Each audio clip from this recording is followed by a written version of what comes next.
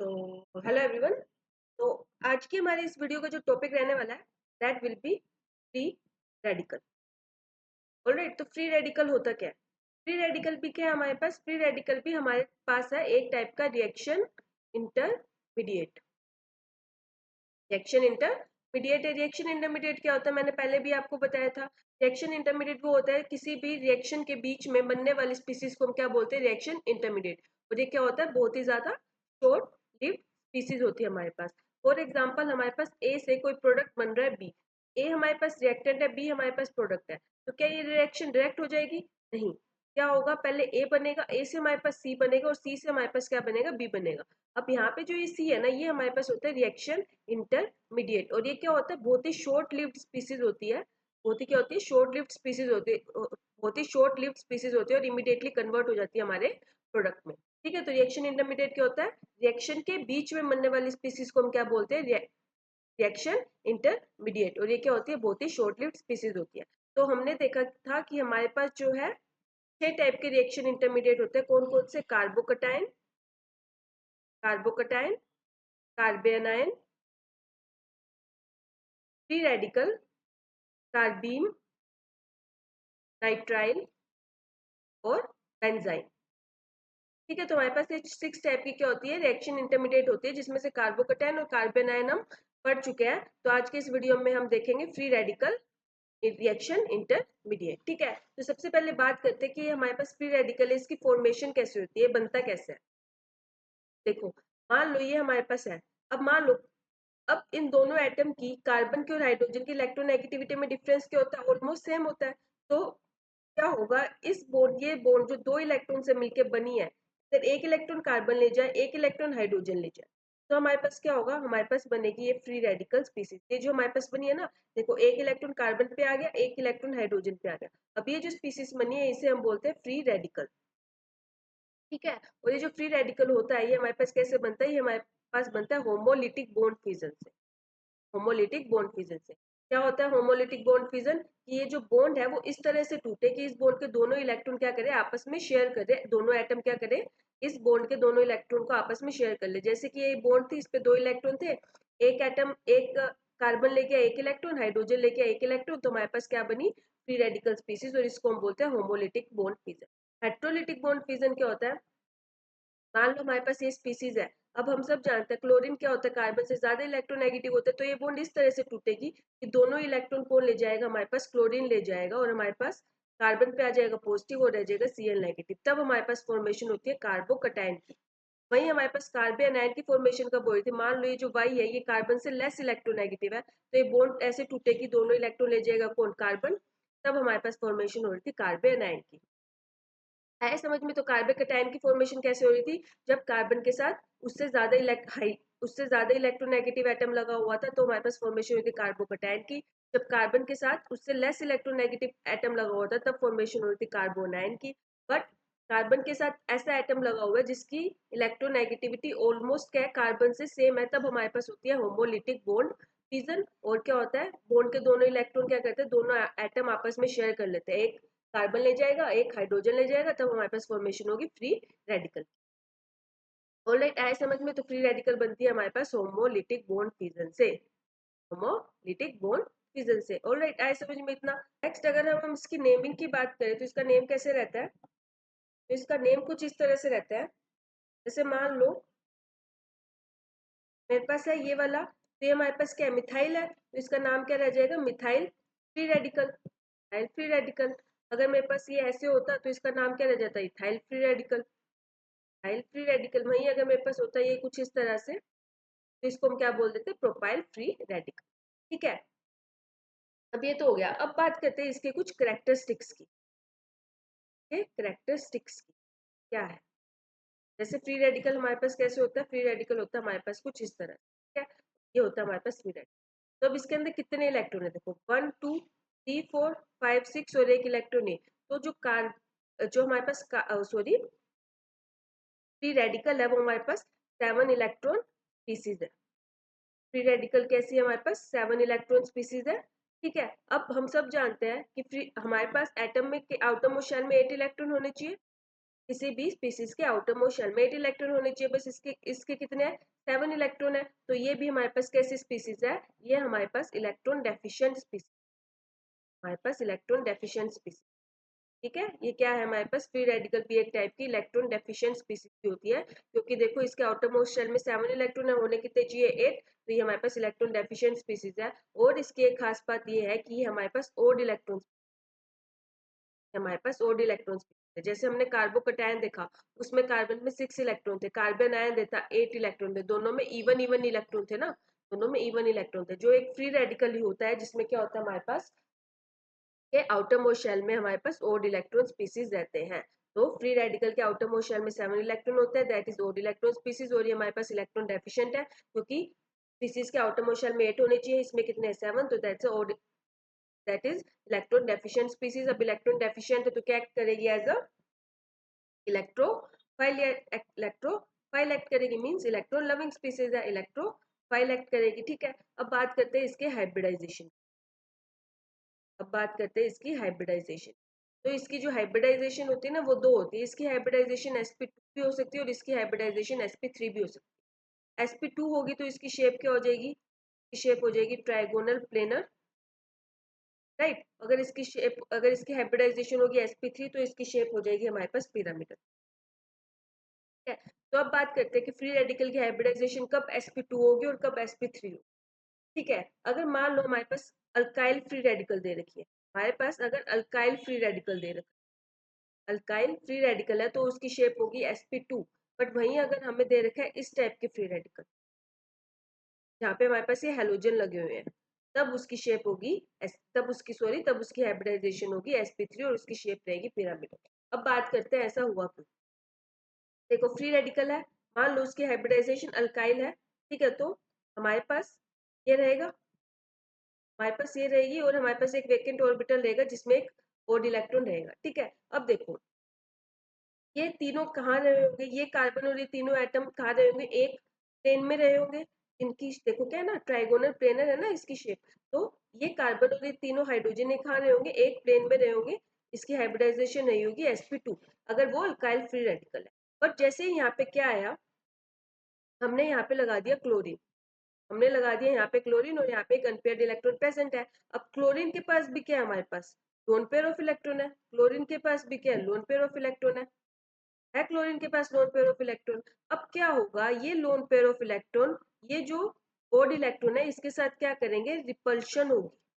अब देखो क्या था, ये चारों एटम भी, ये तीन क्लोरीन एटम और ये क्लोरीन ये तो सॉरी, ये तीनों क्लोरीन एटम और ये कार्बन एटम कहाँ थे, एक प्लेन में थे। ठीक है, बट क्योंकि देखो यहाँ पे क्या था, क्लोरीन पे भी लोन पेयर है, तो अब ये क्लोरीन के लोन पेयर और ये जो ओड इलेक्ट्रॉन है फ्री रेडिकल का, ये क्या करेंगे, आपस में रिपल्शन करना शुरू करेंगे।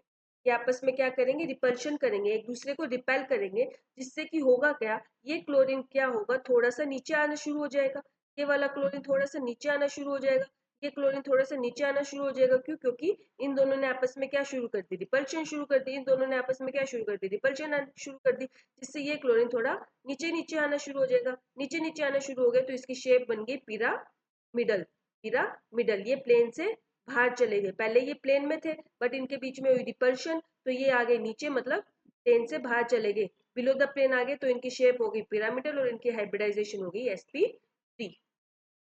आए समझ में। तो जब भी हमारे पास अल्काइल फ्री रेडिकल दे रखी होगी, जैसे CH2 है, CH3CH2 है, ये हमारे पास कैसी है, ये हमारे पास अल्काइल फ्री रेडिकल है। तो जब भी हमारे पास अल्काइल फ्री रेडिकल प्रेजेंट होगी तो उस केस में हमारे पास हाइब्रिडाइजेशन रहेगी sp2। बट जब हमारे पास आ जाएगा ये वाला, जब हमारे पास हेलोजन लगे होंगे तब उसकी हाइब्रिडाइजेशन हो जाएगी sp3 और शेप हो जाएगी पिरामिडल। रीजन मैंने आप लोगों को अभी समझाया। ऑलराइट, अब बात करते हैं इसकी स्टेबिलिटी की। अब बात करते हैं फ्री रेडिकल के स्टेबिलिटी की। तो फ्री रेडिकल की स्टेबिलिटी कैसे होगी, मैंने अभी बताया कि हमारे पास फ्री रेडिकल एक इलेक्ट्रॉन डेफिशिएंट स्पीसीज है, हमारे पास क्या है, free radical electron deficient species है। इलेक्ट्रॉन डेफिशिएंट स्पीसीज है तो इलेक्ट्रॉन डोनेटिंग ग्रुप क्या करेंगे, electron donating group free radical को स्टेबलाइज करेंगे इलेक्ट्रॉन देकर, इलेक्ट्रॉन विड्रॉइंग ग्रुप क्या करेंगे, इसको अनस्टेबल करेंगे। इलेक्ट्रॉन डेफिशिएंट स्पीसीज ना, इलेक्ट्रॉन की नीड है, तो इलेक्ट्रॉन डोनेटिंग ग्रुप तो फ्री रेडिकल को स्टेबलाइज करेंगे, इलेक्ट्रॉन विड्रॉइंग ग्रुप क्या करेंगे, इसको अनस्टेबल करेंगे। अब फ्री रेडिकल को की स्टेबिलिटी हम कैसे पढ़ सकते हैं, हम रेजोनेंस से पढ़ सकते हैं। जितने ज्यादा रेजोनेटिंग स्ट्रक्चर उतनी ज्यादा उसकी स्टेबिलिटी, रेजोनेंस से पढ़ सकते हैं। फ्री रेडिकल हाइपर कॉन्जुगेशन भी शो करता है और इंडक्टिव इफेक्ट भी करेगा। ठीक है, तो अभी हम फ्री रेडिकल की स्टेबिलिटी पढ़ेंगे रेजोनेंस से, हाइपर कॉन्जुगेशन से और इंडक्टिव से। हाइपर कंजुगेशन हमारे पास कौन कौन शो कर रहा था, फ्री रेडिकल, कार्बोकैटायन और एल्कीन। तो free radical hyper conjugation show करता है जिसके जिस कंपाउंड के जितने ज्यादा हाइपर कंजुगेटिव स्ट्रक्चर बनेंगे वो उतना ही ज्यादा क्या होगा, हमारे पास स्टेबल होगा। इंडक्टिव इफेक्ट, अगर इलेक्ट्रॉन डोनेटिंग ग्रुप है तो फ्री रेडिकल को स्टेबलाइज करेगा, इलेक्ट्रॉन विड्रॉइंग ग्रुप है तो फ्री रेडिकल को अनस्टेबलाइज करेगा। और रेजोनेंस, जिसके जितने ज्यादा रेजोनेटिंग स्ट्रक्चर बनेंगे वो फ्री रेडिकल उतनी ज्यादा स्टेबल होगी। ठीक है, तो अब धीरे धीरे एक एक करके इन तीनों फैक्टर्स को पढ़ते हैं जो क्या करते हैं, फ्री रेडिकल को स्टेबलाइज करेंगे। ठीक है, तो सबसे पहले देखते हैं free radical stabilise by resonance, कि रेजोनेंस से फ्री रेडिकल कैसे स्टेबलाइज होती है। उसके जितने ज्यादा रेजोनेटिंग स्ट्रक्चर बनेंगे फ्री रेडिकल की स्टेबिलिटी उतनी ही ज्यादा रहेगी। अब इसमें देखो, क्या इसमें कॉन्जुगेशन है, ये ए है हमारे पास, ये बी है और ये सी है, क्या इसमें हमारे पास कॉन्जुगेशन है, नहीं है। तो कॉन्जुगेशन नहीं है तो इसमें रेजोनेंस भी नहीं होगा, तो ए तो हमारे पास लीस्ट स्टेबल रहेगा। बी में देखो ये कैसे होगा, ये हमारे पास बॉन्ड है, ये बॉन्ड होमोलिटिक बॉन्ड फ्यूजन होगा हमारे पास, इस बॉन्ड का होमोलिटिक बॉन्ड फ्यूजन होगा, इसने आपस में बॉन्ड बना लिया, तो ये बन गया इसका रेजोनेटिंग स्ट्रक्चर। वहीं अगर मैं इस सी की बात करूं, देखो ये था पहले, ये वाली बॉन्ड ब्रेक होगी ऐसे, तो इसने आपस में बॉन्ड बना लिया। अब यहाँ पे हमारे पास एक बॉन्ड और है, एक बॉन्ड और है हमारे पास, इसने ऐसे बॉन्ड बनाया, यहाँ पे था, इस बॉन्ड का भी होगा होमोलिटिक बॉन्ड फ्यूजन, और फिर ये दोनों आपस में बॉन्ड बना लेंगे। तो सी में देखो हमारे पास क्या बन रहा है, रेजोनेटिंग स्ट्रक्चर ज्यादा बन रहे हैं, दो बन रहे हैं, जबकि बी में एक ही बन रहा है, तो जिसके जितने ज्यादा रेजोनेटिंग स्ट्रक्चर उतनी ज्यादा स्टेबल फ्री रेडिकल, तो सी सबसे ज्यादा स्टेबल होगी, फिर आएगी बी। तो इसमें हमारा स्टेबिलिटी का ऑर्डर रहेगा C, B and A. Next question देखते हैं। नेक्स्ट है हमारे पास ये देखो हमारे पास इसमें कॉन्जुगेशन है, नहीं है, बस ये यहाँ पे CH3 ग्रुप इसको इंडक्टिव इफेक्ट से स्टेबल कर रहे हैं। ठीक है, अब देखो इसमें क्या है, रेजोनेंस हो रही है, रेजोनेंस हो रही है, रेजोनेटिंग स्ट्रक्चर बनेगा। अब सी में देखो दो डबल बॉन्ड आ गई, एक्सटेंडेड कॉन्जुगेशन है यहाँ से और यहाँ से, इसके ज्यादा रेजोनेटिंग स्ट्रक्चर बनेंगे। डी में देखो ये यहाँ जाएगा, यहाँ फ्री रेडिकल बनेगा, ये यहाँ जाएगा, यहाँ फ्री रेडिकल, ये यहाँ जाएगा, यहाँ जाएगा, तो डी के तो और भी ज्यादा रेजोनेटिंग स्ट्रक्चर बनेंगे। तो सबसे ज्यादा स्टेबल हमारे पास होगी डी, सी एंड ए।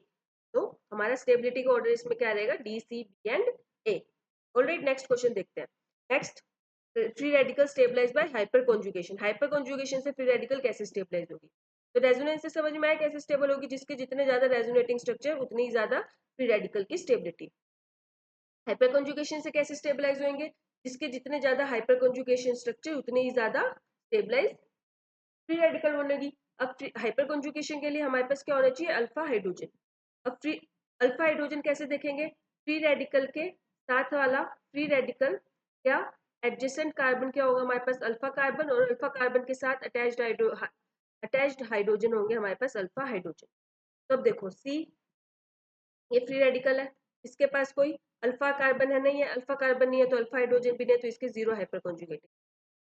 इसके देखो ये अल्फा कार्बन, तीन अल्फा हाइड्रोजन, ये है हमारे पास CH2, CH ये है, कैसे होगी, इस बॉन्ड का होमोलिटिक बॉन्ड फिजन होगा हमारे पास, CH ये होगा H टू, ये आपस में बॉन्ड बना लेगी। ठीक है, तो अब जितने अल्फा हाइड्रोजन उतने ही number of hyperconjugation structure, तीन अल्फा हाइड्रोजन है तो इसमें तीन हाइपर कॉन्जुगेटिव स्ट्रक्चर बनेंगे। इसमें देखो तीन तीन, सिक्स हाइपर कॉन्जुगेटिव स्ट्रक्चर बनेंगे, three three, nine hyper conjugative structure बनेंगे। जिसके जितने ज्यादा हाइपर कॉन्जुगेटिव स्ट्रक्चर उतनी ज्यादा स्टेबिलिटी, तो ये रहेगा यहाँ पे हमारा स्टेबिलिटी का ऑर्डर। तो टर्शरी फ्री रेडिकल सबसे ज्यादा स्टेबल होती है, फिर सेकेंडरी, फिर प्राइमरी और फिर फिर इथाइल एंड लास्ट में मिथाइल। हमारे पास ये है फ्री रेडिकल की स्टेबिलिटी का ऑर्डर। सबसे ज्यादा टर्शरी कार्बोकेटाइन स्टेबल होती है, फिर सेकेंडरी, फिर प्राइमरी, फिर मिथाइल और फिर इथाइल और लास्ट में मिथाइल।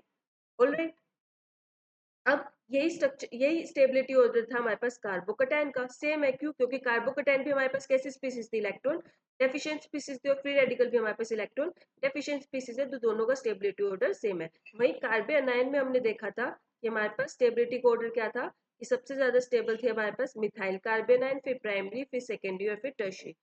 ऑर्डर कैसा था, ऑपोजिट था, राइट। तो फ्री रेडिकल के केस में हमारे पास क्या ऑर्डर रहता है, सबसे ज्यादा स्टेबल रहती है टर्शियरी टर्शियरी फ्री रेडिकल, फिर सेकेंडरी, फिर प्राइमरी और लास्ट में आएगी हमारे पास मिथाइल फ्री रेडिकल। ये रहता है हमारे पास फ्री रेडिकल के स्टेबिलिटी का ऑर्डर। नेक्स्ट देखते हैं, नेक्स्ट हमें इसमें बताना है इसकी स्टेबिलिटी का ऑर्डर। तो ये देखो, ये हमारे पास क्या है, रेजोनेंस तो तीनों में ही हो रहा है, इसमें भी हो रहा है, इसमें भी हो रहा है, इसमें हो रहा है, तीनों में रेजोनेंस हो रहा है, तो तीनों ही रेजोनेंस स्टेबलाइज है, ठीक है। अब उसके बाद देखेंगे, देखो ये हमारे पास है प्राइमरी फ्री रेडिकल, ये हमारे पास सेकेंडरी फ्री रेडिकल और ये हमारे पास टर्शियरी फ्री रेडिकल। ये है हमारे पास प्राइमरी फ्री रेडिकल, ये हमारे पास सेकेंडरी फ्री रेडिकल और ये हमारे पास टर्शियरी फ्री रेडिकल। और हम अभी पढ़ के आए हैं सबसे ज्यादा स्टेबिलिटी होती है टर्शियरी फ्री रेडिकल की, फिर सेकेंडरी फ्री रेडिकल की और फिर प्राइमरी फ्री रेडिकल की। तो इसमें स्टेबिलिटी का ऑर्डर क्या बनेगा, सी, बी एंड ए। तो ये रहेगा हमारे पास इसकी स्टेबिलिटी का ऑर्डर। आए समझ में इतना। नेक्स्ट देखते हैं, नेक्स्ट हमारे पास ये है, देखो ये हमारे पास है primary free radical, secondary free radical और टर्शियरी फ्री रेडिकल। स्टेबिलिटी का ऑर्डर कैसा रहेगा, टर्शियरी फ्री रेडिकल सबसे ज्यादा स्टेबल होती है, फिर सेकेंडरी होती है और फिर प्राइमरी होती है। तो स्टेबिलिटी का ऑर्डर क्या रहेगा, ये ए है, ये बी है और ये सी है। तो सबसे ज्यादा स्टेबल रहेगी सी, फिर बी और फिर ए, ठीक है। तो ये हमारे यहाँ पे स्टेबिलिटी का ऑर्डर, ऑलराइट। और टर्शियरी क्यों सबसे ज्यादा स्टेबल होती है, समझ में आया ना, कि इसके हाइपर कंजुगेटिव स्ट्रक्चर ज्यादा बनेंगे। देखो ये फ्री रेडिकल है, दो अल्फा हाइड्रोजन यहाँ है, दो अल्फा हाइड्रोजन यहाँ है, दो अल्फा हाइड्रोजन यहाँ है, कितने total number of alpha hydrogen होगी, 6 अल्फा हाइड्रोजन होगी। इसमें देखो दो यहाँ, दो यहाँ, एक दो तीन यहाँ है, ठीक है। सॉरी ये वाले थोड़ी काउंट होंगे, ये होता है ना, एक यहाँ है, तो एक दो यहाँ पे था, यहाँ पे तीन है और एक यहाँ पे, इसमें चार अल्फा हाइड्रोजन है, चार अल्फा हाइड्रोजन है तो इसके चार हाइपर कंजुगेटिव स्ट्रक्चर बनेंगे। इसमें दो ही अल्फा हाइड्रोजन है तो इसके दो हाइपर कंजुगेटिव। तो हमारे पास कार्बोकेटाइन की स्टेबिलिटी का ऑर्डर रहता है टर्शियरी, सेकेंडरी और प्राइमरी। तो ये इसका स्टेबिलिटी का ऑर्डर रहेगा। नेक्स्ट देखते हैं, नेक्स्ट हमारे पास ये, हमें इसमें इसकी स्टेबिलिटी का ऑर्डर बताना है, ठीक है। तो देखो इसमें देखो कॉन्जुगेशन प्रेजेंट है, इसमें रेजोनेंस होगी, कैसे होगी, देखो हमारे पास ये यहाँ जाएगा, ये इस बॉन्ड की होमोलिटिक बॉन्ड फिजन होगी ऐसे, ये दोनों आपस में बॉन्ड बना लेंगे, इन दोनों ने आपस में बॉन्ड बना लिया कि यहाँ पे फ्री रेडिकल है, राइट। अब ये बॉन्ड आगे जाएगी, ये बॉन्ड आगे जाएगी, तो हमारे पास नेक्स्ट स्ट्रक्चर कैसा बनेगा, हमारे पास नेक्स्ट स्ट्रक्चर बनेगा, यहाँ पर बॉन्ड आ जाएगी और यहाँ पे फ्री रेडिकल, राइट। उसके बाद नेक्स्ट स्ट्रक्चर हमारे पास कैसा बनेगा इसका, नेक्स्ट स्ट्रक्चर हमारा कैसा बनेगा, ये बॉन्ड यहाँ शिफ्ट होगी, हमारे पास यहाँ पे बॉन्ड आ जाएगी, ये फ्री रेडिकल बनेगा, ये ऐसे बनेगा, राइट। अब नेक्स्ट स्ट्रक्चर, ये बॉन्ड आगे शिफ्ट होगी,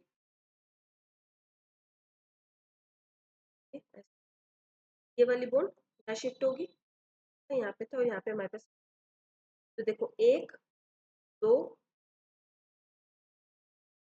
ये पांच रेजोनेटिंग स्ट्रक्चर बने, इसमें और भी बनेंगे, कौन कौन से, ये देखो ये बेंजीन रिंग है हमारे पास, तो ये बेंजीन रिंग में भी तो रेजोनेंस हो रहा होगा ना, ये हमारे पास ये ऐसे स्ट्रक्चर था, ये बेंजीन रिंग में भी तो हमारे पास रेजोनेंस होता है ऐसे ऐसे, तो एक स्ट्रक्चर इसका ऐसे भी बनेगा, ठीक है। तो पांच ये बन रहे थे, ये हो गया हमारे पास सिक्स स्ट्रक्चर, ठीक है। सेवंथ स्ट्रक्चर हमारे पास कौन सा बनेगा, ये हमारे पास एक बेंजीन रिंग ये है, इसमें भी रेजोनेंस हो रहा होगा, तो एक स्ट्रक्चर हमारे पास बन जाएगा ये वाला भी रेजोनेटिंग स्ट्रक्चर, इसको हमने नाम दे दिया जी। तो यहाँ पे हमारे पास इस केस में ए, ये इसको मैंने नाम दिया वन और इसको मैंने नाम दिया टू। तो वन के केस में हमारे पास 7 रेजोनेटिंग स्ट्रक्चर बन रहे हैं, जिसमें दो रेजोनेटिंग स्ट्रक्चर ऐसे है जिसमें हमारे पास बेंजीन रिंग प्रेजेंट है, जिसमें हमारे पास बेंजीन रिंग प्रेजेंट है और इसमें रेजोनेंस हो रहा है। 7 रेजोनेटिंग स्ट्रक्चर है जिसमें दो में हमारे पास क्या है, बेंजीन रिंग प्रेजेंट है, दो रेजोनेटिंग स्ट्रक्चर। अब जो है इस सेकंड कंपाउंड के हम रेजोनेटिंग स्ट्रक्चर, ठीक है, सेकंड कंपाउंड के हम रेजोनेटिंग स्ट्रक्चर, सेकंड कंपाउंड था हमारे पास कुछ ये इस तरह से, राइट। ये हमारे पास सेकंड कंपाउंड, तो हम इसके रेजोनेटिंग स्ट्रक्चर ड्रॉ करते हैं। तो ये बन जाएगी यहाँ पर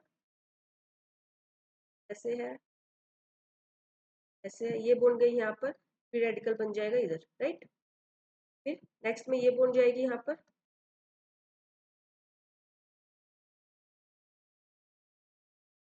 ये बन गई यहाँ पर, फिर रेडिकल बन गया यहाँ, फिर नेक्स्ट ये बोन शिफ्ट होगी उधर, ये बोन शिफ्ट होगी उधर,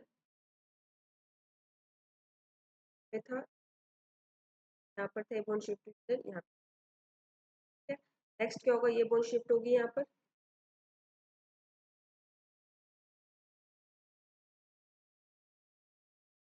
यहाँ पर, और यहाँ पे बन गया हमारा फ्री। और कोई बन रहा नहीं बन रहा, ए ई एंड ई। ठीक है, उसके बाद ये हमारे पास एक बेंजीन रिंग प्रेजेंट है, इसमें भी रेजोनेंस चल रहा होगा, बेंजीन रिंग में भी, बेंजीन रिंग में भी रेजोनेंस चल रहा होगा। ये बॉन्ड यहाँ, ये बॉन्ड यहाँ, ये बॉन्ड यहाँ, ये बॉन्ड यहाँ, तो एक स्ट्रक्चर हमारे पास ये भी बनेगा, इसको मैंने नाम दे दिया है। देखो, तो सेकंड के केस में हमारे पास 6 रेजोनेटिंग स्ट्रक्चर बने हैं। सेकंड के केस में हमारे पास 6 रेजोनेटिंग स्ट्रक्चर बने हैं, जिसमें हमारे पास सिर्फ एक ही बेंजीन रिंग प्रेजेंट है, एक ही बेंजीन रिंग पे। तो अब देखो, एक के केस में हमारे पास कितने रेजोनेटिंग स्ट्रक्चर बन रहे थे, 7, में 2 बेंजीन रिंग प्रेजेंट थी। बेंजीन रिंग के प्रेजेंट होने से क्या क्या हो गया, बेंजीन रिंग हमारे पास होती है एरोमेटिक और बहुत ही ज्यादा क्या होती है, स्टेबलाइज होती है, राइट, बहुत ही ज्यादा स्टेबलाइज होती है, एरोमेटिक होती है इसलिए। तो जहाँ पे बेंजीन रिंग प्रेजेंट हो गए वो क्या होंगे, उसके रेजोनेटिंग स्ट्रक्चर स्टेबल रहेंगे। तो अब एक फर्स्ट के केस में देखो, एक तो 7 रेजोनेटिंग स्ट्रक्चर बने जिसमें 2 में बेंजीन रिंग है, और सेकंड के केस में हमारे पास सिर्फ 6 रेजोनेटिंग स्ट्रक्चर बने जिसमें एक में ही बेंजीन है। तो जिसके जितने ज्यादा रेजोनेटिंग स्ट्रक्चर वो उसकी स्टेबिलिटी उतनी ही ज्यादा। तो हमारे पास जो फर्स्ट है वो ज्यादा स्टेबल होगा as compare to second. Stability का ऑर्डर क्या रहेगा, फर्स्ट हमारे पास ज्यादा स्टेबल है as compare to second. Alright, आए समझ में। नेक्स्ट क्वेश्चन देखते हैं। नेक्स्ट हमें ये दे रखा है, हमें इसमें इसकी स्टेबिलिटी का ऑर्डर बताना है। ये हमारे पास है ए, ये है बी, ये है सी, और ये है हमारे पास डी। ठीक है, तो देखो, ये हमारे पास, इसमें हमारे पास रेजोनेंस हो रहा है, इसमें हमारे पास रेजोनेंस हो रहा है, कि इसमें रेजोनेंस हो रहा है, नहीं हो रहा है, तो कैसे होगा, कॉन्जुगेशन ही नहीं है। इसमें रेजोनेंस हो रहा है, इसमें रेजोनेंस हो रहा है, इसमें रेजोनेंस हो रहा है, नहीं हो रहा है, कॉन्जुगेशन ही नहीं। ठीक है, तो हमने देखा था कि हमारे पास स्टेबिलिटी का ऑर्डर क्या रहता है, सबसे ज्यादा फ्री रेडिकल स्टेबल होती है रेजोनेंस से, फिर हाइपर कॉन्जुगेशन है, और लास्ट में इंडक्टिव इफेक्ट से। तो ए और सी रेजोनेंस से स्टेबलाइज हो रही है, तो ए और सी में हमारी स्टेबिलिटी क्या रहेगी, बी और डी से क्या रहेगी, ज्यादा रहेगी। ए और सी की स्टेबिलिटी क्या रहेगी, बी और डी से ज्यादा रहेगी, क्योंकि ए और सी में क्या लग रहा है, रेजोनेंस इफेक्ट लग रहा है, जबकि बी और डी में वो नहीं लग रहा है। ठीक है, अब ए और सी में से बात करते हैं ज्यादा स्टेबल कौन है। अब देखो, ए हमारे पास क्या है, सेकेंडरी फ्री रेडिकल, और सी हमारे पास क्या है, टर्शरी फ्री रेडिकल। अब हमने अभी देखा था कि टर्शरी फ्री रेडिकल हमारे पास ज्यादा स्टेबल होती है as compare to secondary free radical, क्योंकि उसके यहाँ पे देखो अल्फा हाइड्रोजन ज्यादा है, अल्फा हाइड्रोजन ज्यादा है, तो इसके ज्यादा हाइपर कॉन्जुगेटिव स्ट्रक्चर बनेंगे। तो सी हमारे पास क्या रहेगी, ए से ज्यादा स्टेबल रहेगी। ठीक है, सी हमारे पास ए से ज्यादा स्टेबल रहेगी, क्योंकि उसमें रेजोनेंस के साथ साथ एडिशनल हाइपर कॉन्जुगेशन इफेक्ट भी लग रहे हैं, जो कि सी के केस में ज्यादा है, क्योंकि उसमें ज्यादा number of alpha hydrogen present और वो टर्शरी फ्री रेडिकल है।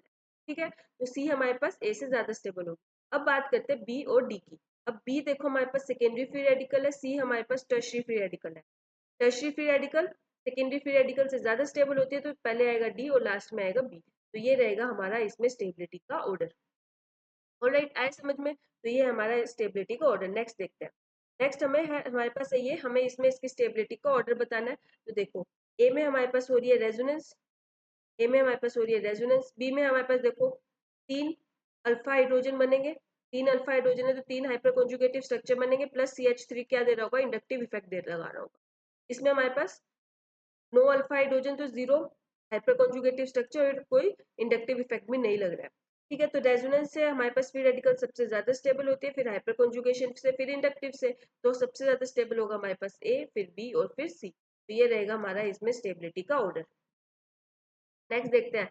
नेक्स्ट में क्या हो रहा है, हमारे पास रेजोनेंस हो रही है, देखो रेजोनेंस इसमें भी हो रही है, तो हमारे पास बी जो है वो इससे ज्यादा स्टेबल होगा, क्योंकि इसमें देखो एक्सटेंडेड कॉन्जुगेशन है, 3 डबल बॉन्ड है, रेजोनेटिंग स्ट्रक्चर ज्यादा बनेंगे। ये कौन सी है हमारे पास, बेंजाइलिक फ्री रेडिकल, और ये है हमारे पास अलाइलिक फ्री रेडिकल। तो benzylic free radical allylic free radical से ज्यादा स्टेबल होती है, रीजन ज्यादा नंबर ऑफ रेजोनेटिंग स्ट्रक्चर बनेंगे। ठीक है, अब हम देखेंगे फ्री रेडिकल की स्टेबिलिटी का ऑर्डर। फ्री रेडिकल में स्टेबिलिटी का ऑर्डर कुछ इस तरह से रहता है कि हमारे पास ये वाली फ्री रेडिकल रहती है सबसे ज्यादा स्टेबल, जहाँ पे हमारे पास क्या लगे होते हैं, 3 फिनाइल ग्रुप लगे होते हैं। क्या लगे होते हैं, ये है हमारे पास 3 phenyl group, right. 3 phenyl group लगे होते हैं, वो फ्री रेडिकल सबसे ज्यादा स्टेबल होते हैं, क्यों, रेजोनेटिंग स्ट्रक्चर ज्यादा बनेंगे। ये फ्री रेडिकल इस फिनाइल रिंग के साथ भी रेजोनेंस में जा रहा है, इस फिनाइल रिंग के साथ भी जाएगा, इस फिनाइल रिंग के साथ। तो इसके रेजोनेटिंग स्ट्रक्चर ज्यादा बनेंगे, तो इसकी स्टेबिलिटी रहेगी हमारे पास सबसे ज्यादा। सेकंड हमारे पास रहता है जिसमें 2 फिनाइल ग्रुप लगे हुए हैं, फिर हमारे पास रहता है वो जिसमें हमारे पास एक ही फिनाइल ग्रुप लगा हुआ है, वो। फिर उसके बाद हमारे पास रहती है इस फ्री रेडिकल की स्टेबिलिटी, रेजोनेंस से स्टेबल हो रही है। फिर बात करते हैं हम टर्शरी फ्री रेडिकल की, फिर आता है हमारे पास सेकेंडरी फ्री रेडिकल, और लास्ट में आता है हमारे पास ये इथाइल फ्री रेडिकल, और लास्ट में आता है हमारे पास मिथाइल फ्री रेडिकल। ठीक है, तो ये रहता है फ्री रेडिकल की स्टेबिलिटी का ऑर्डर। अब कार्बोकैटायन हमने जब पढ़ा था तो कार्बोकैटायन में भी हमने स्टेबिलिटी का ऑर्डर देखा था। कार्बोकैटायन और फ्री रेडिकल की स्टेबिलिटी का ऑर्डर ऑलमोस्ट सेम है, बस डिफरेंस क्या है कि उसमें क्या था हमारे पास, जहां हमारे पास 3 फिनाइल ग्रुप लगे हैं वो सबसे ज्यादा स्टेबल था, फिर 2 फिनाइल वाला, फिर हमारे पास आई थी टर्शरी फ्री रेड वो सॉरी टर्शरी कार्बोकैटायन, और उसके बाद आ रहा था वो जिसमें हमारे पास एक फिनाइल ग्रुप लगा हुआ है। ठीक है, और उसके बाद हमारे पास स्टेबिलिटी आ रही थी किसकी, इस अलाइलिक वाले की। उसके बाद हमारे पास आ रहा था सेकेंडरी कार्बोकैटायन और प्राइमरी कार्बोकैटायन। जबकि फ्री रेडिकल के केस में देखो स्टेबिलिटी ऑर्डर इन तीनों का ऐसे रहता है कि सबसे पहले वो वाला फ्री रेडिकल स्टेबल है जिसमें एक फिनाइल ग्रुप है, फिर रेजोनेंस स्टेबलाइज्ड और लास्ट में टर्शरी वाला। जबकि कार्बोकैटायन के केस में टर्शरी कार्बोकैटायन सबसे ज्यादा स्टेबल थी, फिर वो जिसमें एक फिनाइल ग्रुप लगा और लास्ट में आ रहा था ये अलाइलिक वाला। ठीक है, तो कार्बोकैटायन के केस में टर्शरी कार्बोकैटायन क्या थी, अलाइलिक वाले से अलाइलिक कार्बोकैटायन से ज्यादा स्टेबल थी। बट फ्री रेडिकल केस में क्या है हमारे पास, अलाइलिक फ्री रेडिकल क्या है, टर्शरी फ्री रेडिकल से ज्यादा स्टेबल है, जैसा कि हमने अभी इस ऑर्डर में देखा है। ठीक है, तो ये कार्बोकैटायन में एक एक्सेप्शन था जिसको अच्छे से याद रखना है। इसके बारे में क्वेश्चन भी पूछा जाता है बच्चों को कंफ्यूज करने के लिए, तो इन इस कार्बोकैटायन में जो एक्सेप्शन है उसे अच्छे से याद करके रखना। ठीक है, अब नेक्स्ट क्वेश्चन देखते हैं हमारे पास क्या है। नेक्स्ट है हमारे पास ये, तो देखो ये हमारे पास कौन सी है, सेकेंडरी फ्री रेडिकल है, ये हमारे पास टर्शियरी फ्री रेडिकल है, और ये भी हमारे पास सेकेंडरी फ्री। देखो इसमें रेजोनेंस हो रहा है और इसमें भी रेजोनेंस। तो रेजोनेंस से जो फ्री रेडिकल होते हैं वो सबसे ज्यादा स्टेबलाइज हो रही है, तो बी और सी क्या रहेंगे, ए से ज्यादा स्टेबल होंगे। बी और सी क्या रहेंगे, ए से ज्यादा स्टेबल होंगे, तो ए तो हमारे पास हो गई लीस्ट स्टेबल। अब बी और सी में देखो दोनों में रेजोनेंस हो रहा है, दोनों में रेजोनेंस हो रहा है, बट बी हमारे पास कैसी फ्री रेडिकल है, टर्शरी, और टर्शरी की स्टेबिलिटी सेकेंडरी से ज्यादा होती है, तो हमारे पास सबसे ज्यादा स्टेबल रहेगा बी, फिर रहेगा सी। तो ये रहेगा हमारे यहाँ पे फ्री रेडिकल का ऑर्डर। नेक्स्ट क्वेश्चन देखते हैं। नेक्स्ट हमारे पास ये है, देखो ये हमारे पास है प्राइमरी फ्री रेडिकल और रेजोनेंस से स्टेबलाइज हो रही है, राइट। अब ये हमारे पास है टर्शरी फ्री रेडिकल और इसमें भी हमारे पास रेजोनेंस, और ये हमारे पास कैसी फ्री रेडिकल है, प्राइमरी फ्री रेडिकल है, और सिर्फ हाइपर कंजुगेशन इफेक्ट और इंडक्टिव इफेक्ट से स्टेबलाइज हो रही है। ठीक है, अब रेजोनेंस से सबसे ज्यादा स्टेबल होती है, फिर हाइपर कंजुगेशन में और लास्ट में इंडक्टिव से। अब ये फ्री रेडिकल देखो, रेजोनेंस से ये भी स्टेबल हो रही है, रेजोनेंस से ये भी स्टेबल हो रही है, बट बी वाली हमारी टर्शरी फ्री रेडिकल है, तो बी ज्यादा स्टेबल होगी, फिर ए होगी, और लास्ट में आएगा सी। लास्ट में आएगा सी, क्योंकि सी में रेजोनेंस इफेक्ट नहीं लग रहा है, ए में रेजोनेंस इफेक्ट लग रहा है, तो सी हमारे पास क्या हो जाएगी, लीस्ट स्टेबल हो जाएगी। तो ये रहेगा हमारा यहाँ पे इसकी स्टेबिलिटी का ऑर्डर। नेक्स्ट क्वेश्चन देखते हैं। नेक्स्ट हमारे पास ये है, सिर्फ और सिर्फ रेजोनेंस से स्टेबल हो रहा है। यहाँ पे देखो क्या लगा हुआ, इलेक्ट्रॉन विड्रॉइंग ग्रुप। मैंने बताया था फ्री रेडिकल हमारे पास कैसे इलेक्ट्रॉन डेफिशिएंट स्पीसीज है। इलेक्ट्रॉन विड्रॉइंग ग्रुप क्या करेगा, स्टेबिलिटी को डिक्रीज करेगा, डोनेटिंग ग्रुप स्टेबिलिटी को इंक्रीज करेगा इलेक्ट्रॉन देके, तो इलेक्ट्रॉन विड्रॉइंग ग्रुप है। ये बेचारा पहले से ही क्या इलेक्ट्रॉन डेफिशिएंट है, इससे और ज्यादा इलेक्ट्रॉन लेके इसकी स्टेबिलिटी को क्या कर रहा है, decrease. CH3 hyper conjugation inductive effect लगाएगा, इसको इलेक्ट्रॉन देगा और इसकी स्टेबिलिटी को इंक्रीज करेगा। OH प्लस M इफेक्ट लगा के इसको इलेक्ट्रॉन देगा, इसकी स्टेबिलिटी को इंक्रीज। ठीक है, सो जो ए है उसमें कोई भी इलेक्ट्रॉन डोनेटिंग और इलेक्ट्रॉन विड्रॉइंग ग्रुप नहीं लगा और रेजोनेंस तो सब में हुई है। अब देखो जो सी है और वो डी है, दोनों ही क्या कर रहे हैं, इसको इलेक्ट्रॉन देके इसकी स्टेबिलिटी को इंक्रीज कर रहे हैं। बट प्लस एम इफेक्ट क्या रहता है, प्लस आई और हाइपर कंजुगेशन इफेक्ट से स्ट्रॉन्गर इफेक्ट रहता है, तो इसमें इलेक्ट्रॉन डेंसिटी सबसे ज्यादा इंक्रीज होगी, तो डी जो है हमारा सबसे ज्यादा स्टेबल होगा, फिर आएगा सी, फिर आएगा ए, और लास्ट में आएगा हमारे पास बी, क्योंकि बी तो क्या कर रहा है, इससे इलेक्ट्रॉन देके इसको और ज्यादा अनस्टेबल कर रहा है, जबकि ए में कोई डोनेटिंग नहीं है तो एटलीस्ट विड्रोइंग भी नहीं है, तो ए आएगा हमारे पास यहाँ पे और लास्ट में आएगा हमारे पास बी। ये रहेगा हमारे यहाँ पे इस फ्री रेडिकल की स्टेबिलिटी का ऑर्डर। ऑलराइट, तो ये था हमारा फ्री रेडिकल के बारे में। आई होप आप लोगों को जो है समझ में आया होगा। तो अभी मैं आपको अभी देखो हमने जो कार्बोकैटायन के बारे में भी पढ़ लिया, हमने कार्बोकैटायन के बारे में भी पढ़ लिया, हमने कार्बे अनायन के बारे में भी पढ़ लिया, और हमने फ्री रेडिकल के बारे में पढ़ लिया। ये तीनों क्या हमारे पास रिएक्शन इंटरमीडिएट है, रिएक्शन इंटरमीडिएट है। तो इनमें डिफरेंस क्या रहता है, कार्बोकैटायन में हमारे पास कार्बन के ऊपर रहता है पॉजिटिव चार्ज, कार्बन नाइन में रहता है नेगेटिव चार्ज। फ्री रेडिकल एक ओड इलेक्ट्रॉन स्पीसीज है, सिर्फ एक ही इलेक्ट्रॉन रहता है, और ये कैसी है, ये हमारे पास न्यूट्रल स्पीसीज रहती है, इसके ऊपर कोई चार्ज नहीं रहता ना। जैसे कार्बोकैटायन में हमारे पास कार्बन के ऊपर पॉजिटिव था, कार्बन आयन में नेगेटिव था, जबकि फ्री रेडिकल हमारे पास कैसी स्पीसीज है, एक न्यूट्रल स्पीसीज है, सिर्फ ओड इलेक्ट्रॉन, सिर्फ एक इलेक्ट्रॉन होता है, तो ये न्यूट्रल स्पीसीज होता है। ठीक है, उसके बाद कार्बोकैटायन में हमारे पास फॉर्मेशन कैसी होती है, जब क्या होता है, कार्बन के साथ हाईली इलेक्ट्रोनेगेटिव एटम लगा होता है, तो वो क्या करता है, तो इस बॉन्ड के दोनों इलेक्ट्रॉन को लेके चला जाएगा और हमारे पास फॉर्मेशन होगी कार्बोकैटायन की। इलेक्ट्रोलिटिक बॉन्ड फ्यूजन जो है इसमें होएगी। कार्बन आयन की फॉर्मेशन कैसे होती है, हमारे पास जो है, जो कार्बन के साथ जो एटम लगा होता है वो क्या होता है, कार्बन से लेस इलेक्ट्रोनेगेटिव होता है, तो दोनों इलेक्ट्रॉन कार्बन ले जाता है और हमारे पास फॉर्मेशन होती है किसकी, कार्बन अनायन की। इसमें भी हमारे पास क्या होता है, हेट्रोलिटिक बॉन्ड फ्यूजन।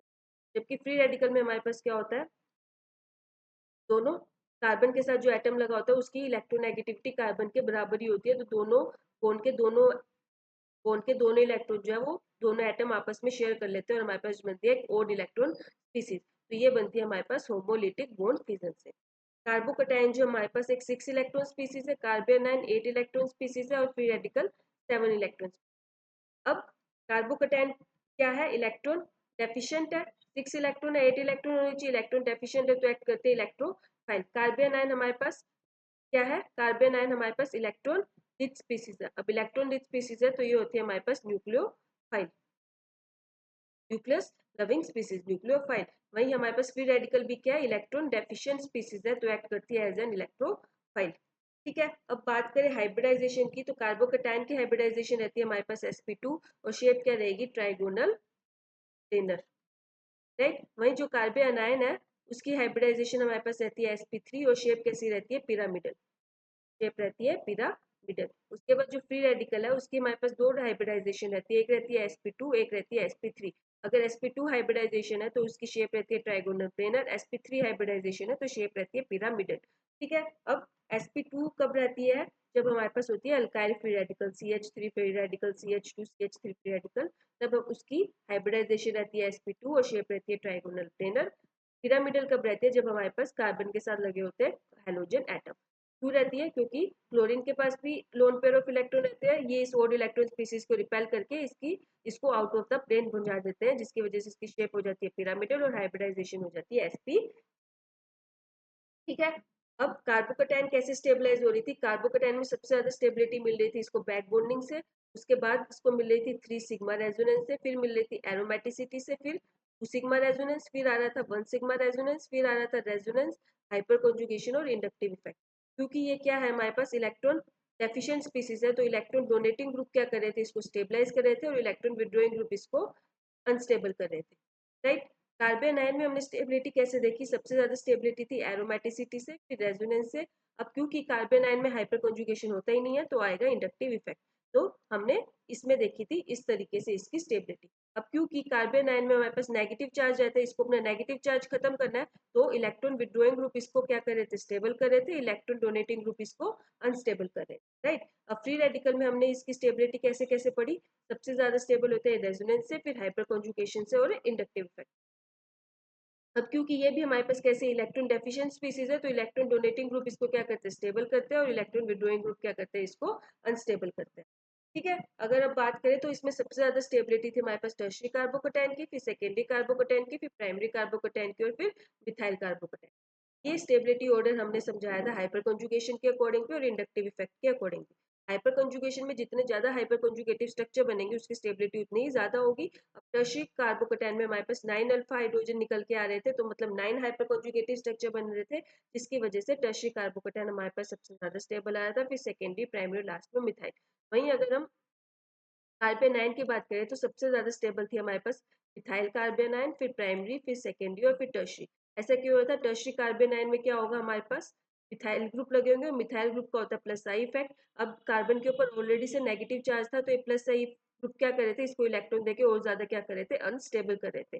तो मिथाइल में हमारे पास एक भी मिथाइल ग्रुप नहीं था, और प्राइमरी में हमारे पास एक मिथाइल ग्रुप आया था, सेकेंडरी में 2 आए थे, टर्शियरी में 3 आए थे। जितने ज्यादा मिथाइल ग्रुप उतने ही ज्यादा इसको इलेक्ट्रॉन डेंसिटी देके इसको क्या करेंगे, अनस्टेबल करेंगे। तो ये रह रहा था हमारे पास कार्बन आयन में स्टेबिलिटी का ऑर्डर। वहीं फ्री रेडिकल में हमने देखा टर्शियरी, सेकेंडरी, प्राइमरी और लास्ट में मिथाइल हाइपर कंजुगेशन के अकॉर्डिंग। तो ये था इसमें इसकी स्टेबिलिटी का ऑर्डर, ठीक है। उसके बाद मैंने जब स्टेबिलिटी ऑर्डर बताया तो कार्बोकैटायन में एक स्टेबिलिटी ऑर्डर का एक्सेप्शन था, क्या कि उसमें जो टर्शियरी कार्बोकैटायन है वो फिनाइल वाले से क्या थी, ज्यादा स्टेबल आ रही थी, और जो ये लाइलिक कार्बोकैटायन है उससे भी ज्यादा स्टेबल बन रही थी। ये कार्बोकैटायन का एक एक्सेप्शन था, जबकि फ्री रेडिकल में ऐसा कोई भी एक्सेप्शन नहीं था। फ्री रेडिकल में फिनाइल वाली ज्यादा स्टेबल होगी, फिर अलाइलिक वाली होगी और लास्ट में हमारे पास टर्शियरी फ्री रेडिकल है। ठीक है, तो ये था कार्बोकैटायन, कार्बेनायन और फ्री रेडिकल के बारे में। तीनों ही रिएक्शन इंटरमीडिएट है, तीनों के हमने डिफरेंस भी देखे। ठीक है, तो हमने तीन रिएक्शन इंटरमीडिएट पढ़ लिए हैं। ठीक है, तो आई होप आप लोगों को जो वीडियो पसंद आई होगी और सारा समझ में आया होगा। ऑलराइट, तो आज की वीडियो के लिए इतना ही। अब मिलते हैं नेक्स्ट वीडियो में नेक्स्ट टॉपिक के साथ। तब तक के लिए थैंक यू एवरीवन।